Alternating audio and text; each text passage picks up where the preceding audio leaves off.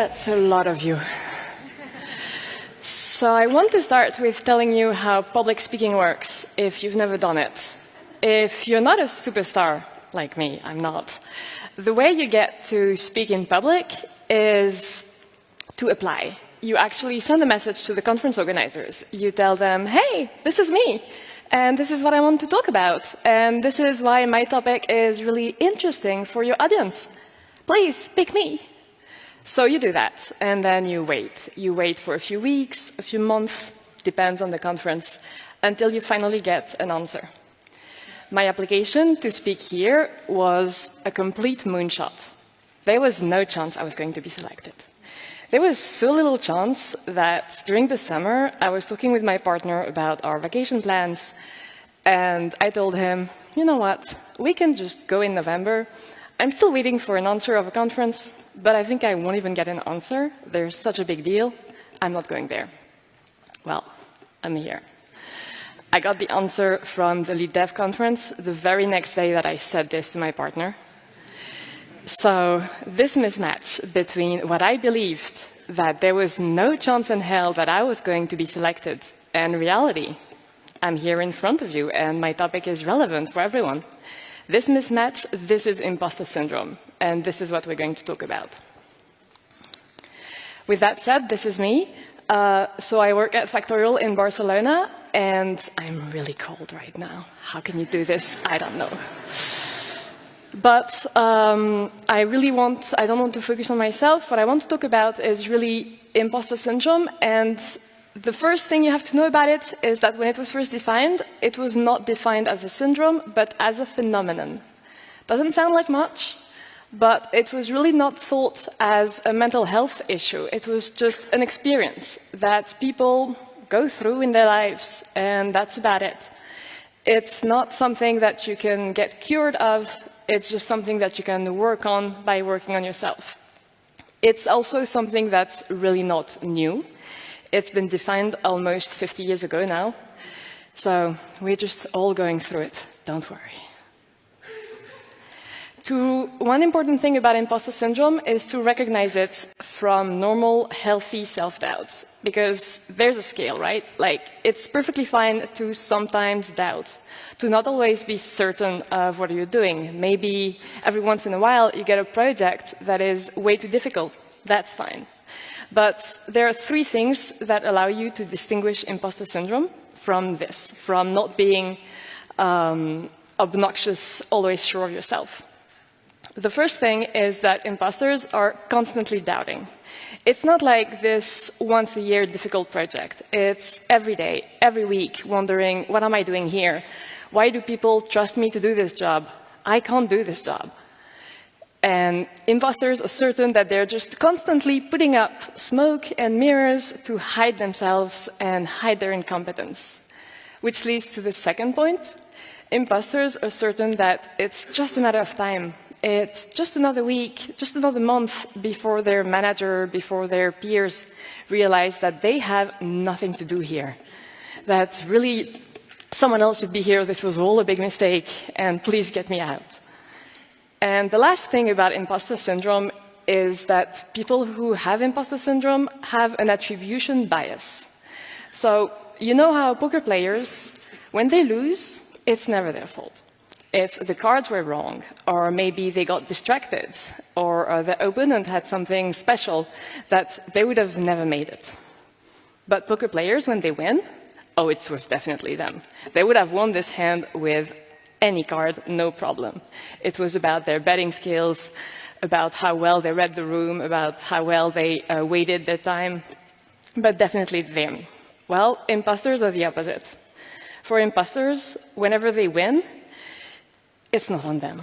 It's on their colleague who did all the legwork and they just had to swoop in the result. It's on luck, maybe timing was awesome. And when they lose, it was because of them. They did not know what they were doing and they just failed. Now that you know how to recognize imposter syndrome, I want to share with you 3 techniques that you can apply to work on yourself and try to get out of it.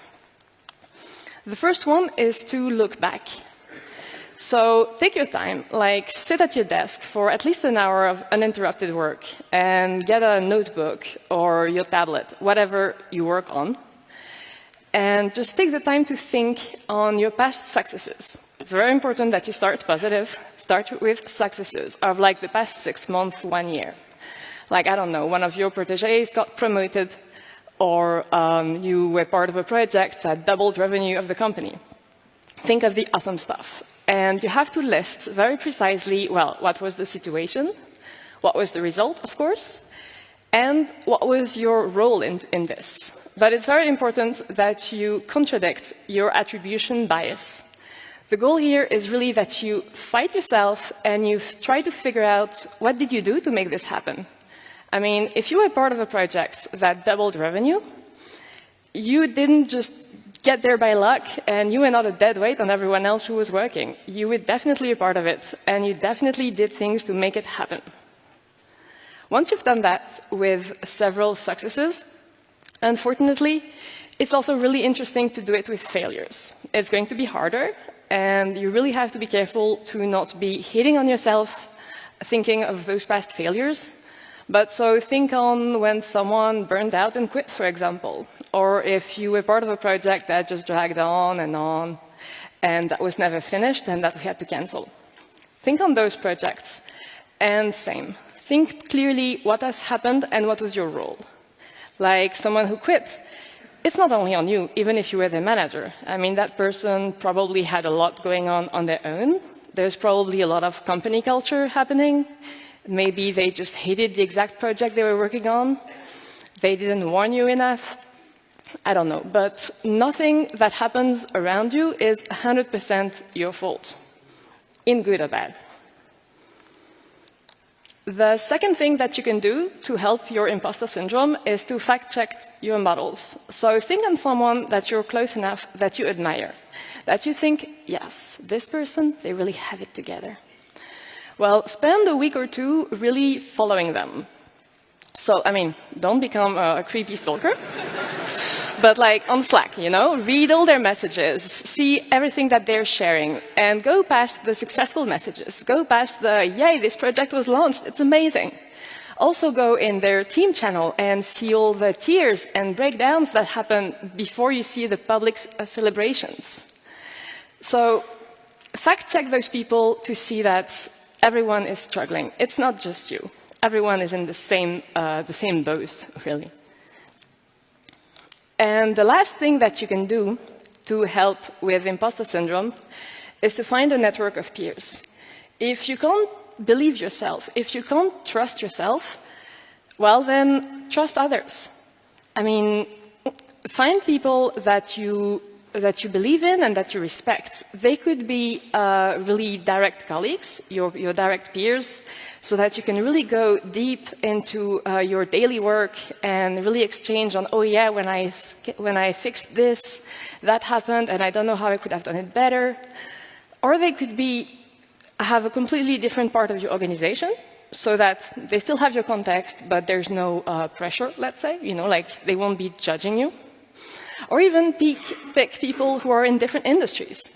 Your network of peers could be carpenters and bakers and anyone, as long as you respect them intellectually, and when they tell you that you're successful, you believe them.